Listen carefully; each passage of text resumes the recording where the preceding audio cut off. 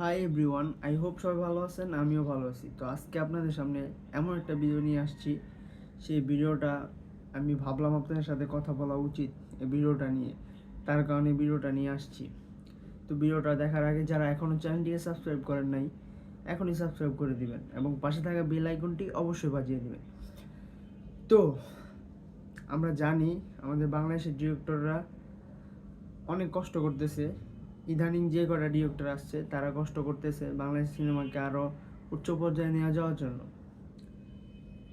আরও ডেভেলপ করার জন্য। বাট এর মধ্যেও কিছু ল্যাকিংস তাদের আছে। ল্যাকিংসটা কি? সেটা হচ্ছে গিয়া, দেখেন, আমি আজকে আপনাদেরকে দুইটা পোস্টার শেয়ার করব। আমার ভিডিওর সাইড দিয়া দুইটা পোস্টার আপনারা দেখতে পারবেন। ইভেন থাম্বনেল দেখে অনেকেই বুঝতে পারতেছেন কী নিয়ে কথা বলবো বা আজকে ভিডিওটা কী রিলেটিভ। তো দুইটা পোস্টার দেখেন, ফ্যান পেজ মানে সাকিবিয়ান জোনের ফ্যান পেজেরা দুইটা পোস্টার বানাইছে মুভি রিলেটিভ।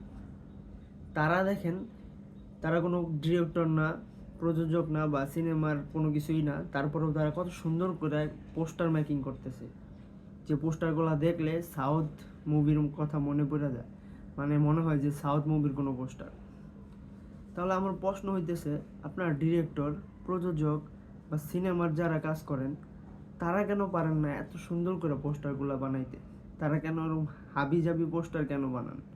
একটা মুভির একটা পোস্টারও কিন্তু একটা অনেক বড় ইফেক্ট পড়ে একটা মুভিতে।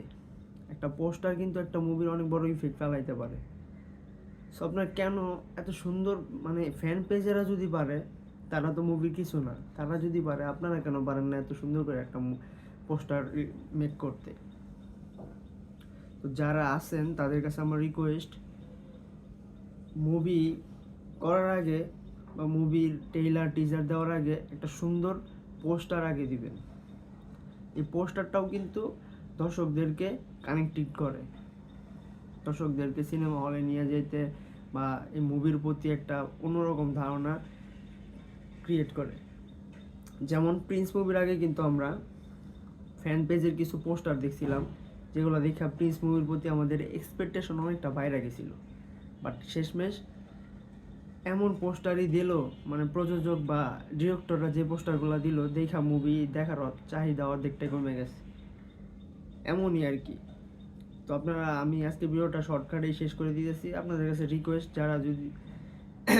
যারা আমার সাথে একমত তারা অবশ্যই কমেন্ট বক্সে সহমত জানাবেন, আর যারা একমত না, যারা মনে করেন না ওগুলো ঠিক আছে, তারাও জানেন। তো আজকে ভিডিওটা এখানে শেষ করছি। সবাই ভালো থাকবেন, সুস্থ থাকবেন, দেখা হবে নেক্সট কোনো ভিডিওতে। সেই পর্যন্ত আপনি ভালো থাকবেন এবং আপনার চারপাশে সবাইকে ভালো রাখার চেষ্টা করবেন। Tata everyone.